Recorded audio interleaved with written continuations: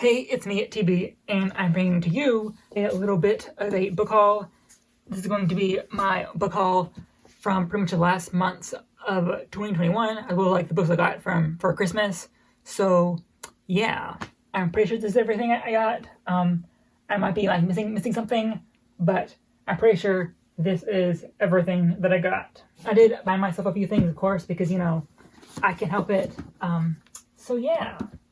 So first off, I'll get all of the classics out of the way. I got Volume 1 and Volume 2 of Henrik Ibsen's his 4 major plays.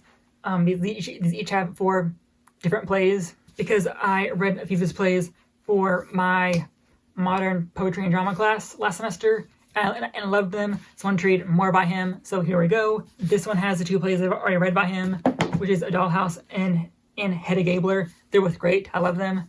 So do highly recommend him as a playwright. So yeah, there are these. I really wish they did all of his plays personally, but I will take these and fill out my collection, whatever is left, I guess. Obviously, Volume 2 is really beat up, but I might get a better copy later. I have no idea. We shall see how that pans out, So then I got Anne Radcliffe's A Sicilian Romance. I wanted to read something by Radcliffe, but most of her works are very long and dense. So I think this is one of her shorter works. I have slightly over 200 pages, or less than 200 pages actually. But still, it's from her shorter works because I want to get into her work after having a Gothic literature class where we talked about her work. We didn't read anything by her, sadly. So I do want to kind of get into her work, see if I like it, of course, and see where things go from there. This novel explores the cavernous landscapes and labyrinthine passages of Sicily's castles and convents to reveal the shameful secrets of its all-powerful aristocracy. So basically, Julia and Amelia live secluded in an ancient mansion near the Straits of Messina. Their father returns to the island, and after their father returns home, a part of the house becomes haunted by mysterious sights and sounds. Then I got Terence's The Comedies, and Terence was basically a Roman playwright, pretty much. I've never heard of him, but it was on thrift books for super cheap. So I was like, you know what? You only live once, so I got it. I've read of like Greek playwrights, but not anything from Rome, I think. So that will be interesting to read about. So here's this. No idea about any of these plays. Haven't heard of any of them, but here it is. And I think I might talk about this on my last haul, but this is William Hill Brown, The Power of Sympathy, and Hannah Webster Foster's The Coquette. These are 2 early American novels that deal with women and morality, have women kind of seen as the main focus of morality of society, basically, not in a woke way, in a negative way. So there's that. But still, I do want to read more early American literature, just to see how kind of influenced America going forth. So yeah. Then there's Henry Fielding with Joseph Andrews and Shyamala. I wanted to read Henry Fielding for a while because looking into 18th century literature, he comes up a lot as a very influential voice and figure. So here we are with his first novel, and I think Shyamala is a response to Samuel Richardson's Pamela. So I'll probably read this and then read his response to be fun. So yeah. So Joseph Andrews follows the hilarious adventures of a comically chaste servant. He is sacked for spurning the lady booby. Haha, very funny, I know. So he hits the road with his friend Fanny Goodwill. So obviously, I expect humor, maybe. Who knows? Still, Fielding was pretty important to the overall literature of the 18th century. I'm pretty sure. Maybe it was the 17th century. But yeah, still really good time, I'm sure. There is Ramona by Helen Hunt Jackson. Okay, I got this cover purely because it was so weird, and I was like, okay, I need this just because it looks so 20th century, pretty much. It's probably not the best cover for what it talks about either, because Helen Hunt Jackson was a white woman, yes, but she was very focused on the plight of the indigenous people during the 19th century. She wrote a whole book called, I think, A Century of Dishonor, I think. And basically, with her writing, she was trying to kind of create an Uncle Tom's Cabin for the indigenous peoples Obviously now we know that Uncle Tom's Cabin is very like problematic, but this is back then where it was like kind of seen as like this big like watershed novel. It kind of like changed how society viewed things. So Jackson wanted to kind of like help the indigenous people by writing books kind of showing how they're treated like garbage by society, pretty much. So basically, I think Ramona is like biracial. She is like, the book says Indian, but she is indigenous somehow, I think. She is indigenous and white, and kind of following her, as you know, of course, tragedy is going to strike her because of like what the author was intending to do and kind of like show us. I'm sure she's going to either die, get raped, something awful probably, let's be honest. So yeah, weird this is kind of called like a romantic novel, when like, if I had to guess what this is about, probably not going to be overly romantic, probably going to be very like dark and heavy, but sure, whatever, I guess. And again, I want to read more like American literature.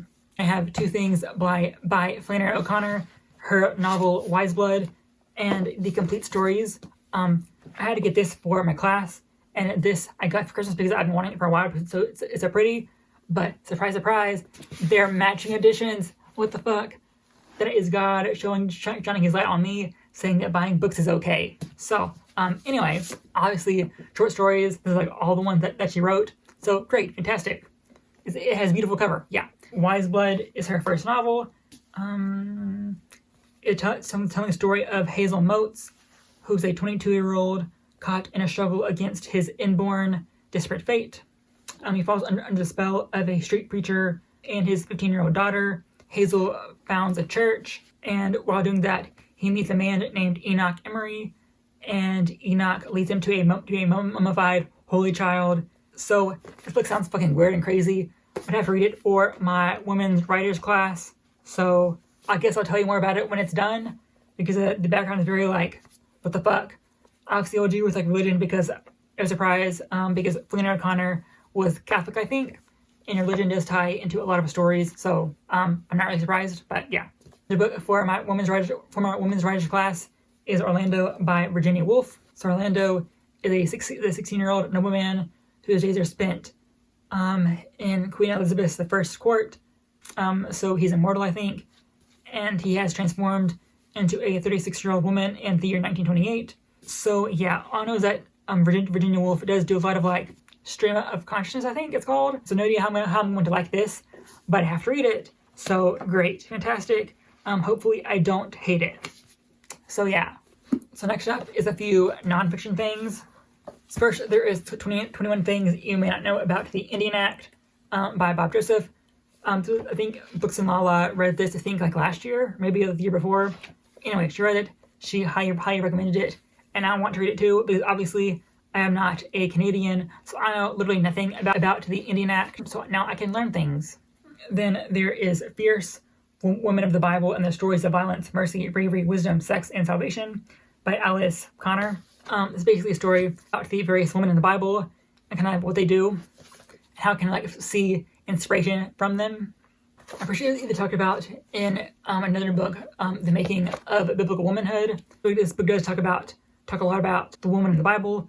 You know, it talks about Tamar, Ruth, Mary, Eve, etc., etc. Going into the more like niche ones like Phoebe, Priscilla, Lydia, and Rhoda, I guess, Mary and Martha, so on and so forth. Then there is A Distant Mirror, The Calamitous 14th Century. I've heard that this book is very like good, like overall view for the like 14th century when it comes to Europe. So most of why I got it, because I do love medieval history. So I'm very interested in like kind of seeing like a very general overview about the 14th century, I guess. And the back says that the 14th century gives us back two contradictory images. On the one hand, a glittering time of crusades and castles, cathedrals and chivalry. And on the other, it's a time of ferocity and spiritual agony, a world plunged into chaos. So yeah, it's going to be a very interesting time. It'll be great. And then there are the three like fiction books that aren't classics, which is very weird, but not surprised, honestly. First off, there's Ice Planet Barbarians by Ruby Dixon. Listen, I bought this purely because I was in an airport, and like, I never bought like a book in an airport before, and I wanted to. This was there, and I was like, you know what? I'm never going to buy it any other time, so why not just buy it now? So I did. You want to know what this is about? Basically, these women get like trapped on this ice planet. There are barbarians there that are blue and tall and hung, and the barbarians fuck the women, basically. There you go. And there is The Hanged Man. This is a sequel to The Last Son, which is a book I reviewed last year, as well as was a pick for my Queer All Year Book Club. Obviously, I can't tell you too much about what this is about. Basically, in this world, we are in like New Atlantis, I think, and it is ruled by these courts that are all named after the various arcana. And you have magic, but the magic and its associated technology is kind of like dying off because they kind of lost the ability to make more magical objects because of the technology to do that was lost in the downfall of the original Atlantis. And in the series, you're following our character Rune, I think, who's the heir to the Sun Court, which has fallen because it was attacked and destroyed pretty much. So yeah, following him as he's trying to piece together who basically kill his family and sabotage them, as well as like various other plots that kind of happen.